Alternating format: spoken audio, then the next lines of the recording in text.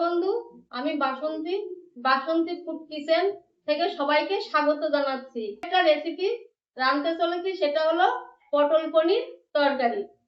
আমি খুব সহজভাবে দেখিয়ে দেবো কিভাবে রাঁধতে হয়। আমি আজকে পটলের জন্য 250 গ্রাম পনি ব্যবহার করছি। পনিগুলো আমি কিভাবে কাটছি আপনারা একটু দেখেন।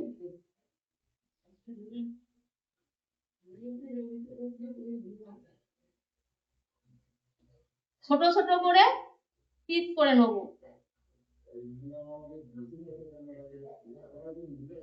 এই দেখেন, এইভাবে ছোট ছোট করে পিস করব। পনিরগুলো আমার সম্পূর্ণ কাটা হয়ে গেছে। এবার আমি পটল কেটে দেখাবো। এই পটলগুলো এইভাবে কাটবো, অল্প অল্প খোসা রাখবো।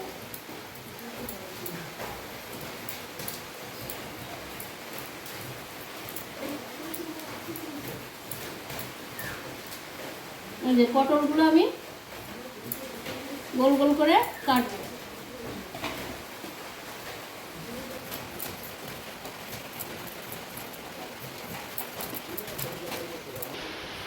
আলুগুলো আমার কাটা হয়ে গেছে। এই আমি মোট ছোট ছোট 3টে আলু কেটে নিয়েছি। এই যে আমার আলু। পটল পনির জন্য আমি নিয়েছি কিছু গোটা জিরে, গোটা ধনে এবং 3টে শুকনো ঝাল ও 4টে কাঁচা ঝাল এবং কটা গোলমরিচ এবং কিছু গরম মশলা এবং আদা এবং বাদাম, ভাজা বাদাম। এটাকে আমি মিক্সিতে দিয়ে দেবো।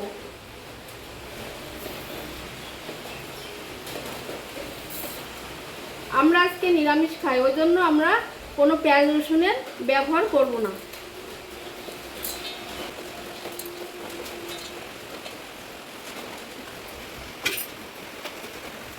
এতে একটু পরিমাণ মতন জল দিয়ে দিচ্ছি। এটাকে আমি এবার পেস্ট করব। এই দেখেন, এবার আমাদের বাটাটা সম্পূর্ণ হয়ে গেছে। আমি ওভেনটা জ্বালিয়ে দিলাম এবং কড়াটা বসিয়ে দিলাম। কড়াটা গরম হয়ে গেলে আমি এবার তেল ঢেলে দেবো। আমার কড়াটা গরম হয়ে গেছে, আমি এবার তেলটাকে ঢেলে দেবো।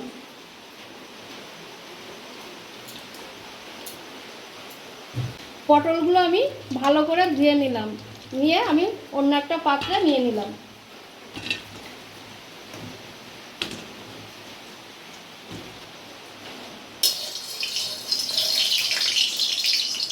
আমার তেলটা গরম হয়ে গেছে, এবার আমি পটলগুলো লাল লাল করে ভেজে নেব।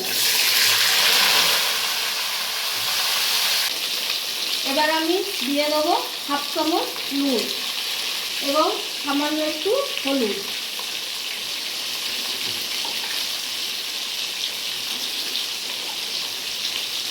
অল্প একটু জল দিয়ে দেবো, দিয়ে আমি এটাকে ঢেকে দেবো, তাহলে পটলগুলো ভালো সেদ্ধ। পটলটাকে আমি 5 মিনিটের জন্য ঢাকা দিয়ে দেবো। পটল সেদ্ধ হতে হতে আমি এদিকে আলুগুলো ধুয়ে রেখে দিচ্ছি।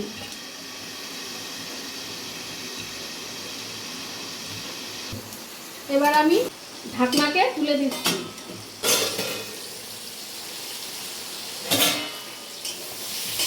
পটলটাকে ভালো করে ভেজে নেব। পটলটা অনেক নরম হয়ে গেছে। পটলগুলো লাল লাল করে ভাজা হয়ে গেছে। এই দেখেন, আমি এটাকে এবার তুলে নেব। এই তেলে আমি এবার আলুগুলো ভেজে নেব।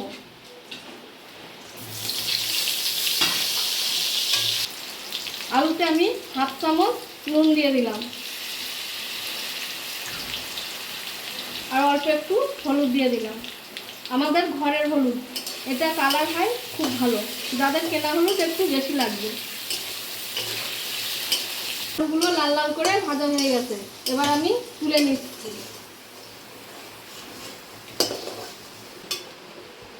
কড়াইতে আমি আর একটু তেল দিয়ে দেবো। তেলটা গরম হয়ে গেলে আমি এবার পনির দেবো, পনিরটা ভেজে দেবো।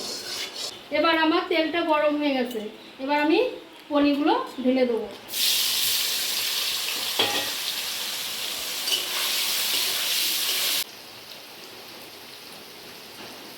আমার পনিরটা ভাজা হয়ে গেছে। বেশি ভাজবো না, বেশি ভাজলে শক্ত হয়ে যায়, ওই জন্য আমি একটু ভাজাটা কম রাখবো। এটাকে আমি নামিয়ে নেব।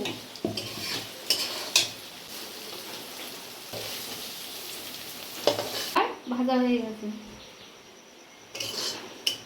কড়াইতে যে তেল আছে এই তেলে আমি মশলাটা কষে নেব।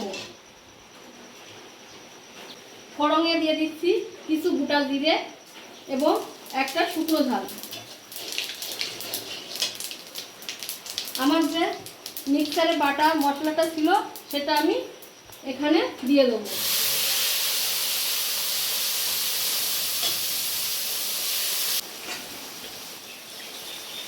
মিক্সারের জলটুকু আমি দিয়ে দেবো। এটাকে আমি ভালো করে নেড়ে নেড়ে কষিয়ে নেব। মশলাটা এবার কষা হয়ে গেছে, এই দেখেন তেল ছেড়ে দিয়েছে উপরে। এবার আমি পটল আলুটা ঢেলে নেব, নিয়ে কষে নেব।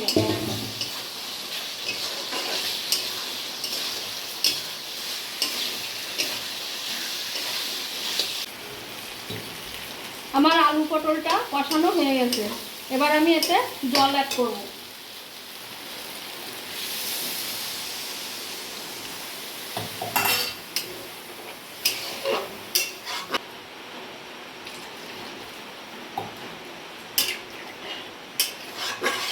ঝোলটা ফুটে গেলে আমি পনির ঢেলে দেবো।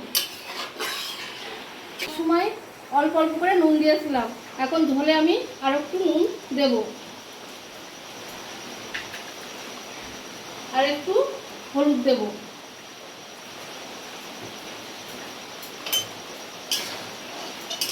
ঝোলটা আমার ফুটে গিয়েছে, এবার আমি পনিরগুলো ঢেলে দেবো।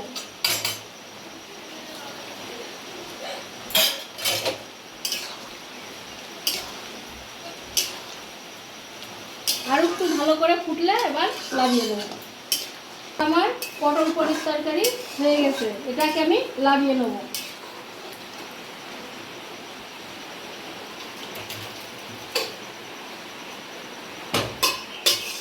আমার রান্না রেডি হয়ে গেছে, পটল পনির নিরামিষ তরকারি।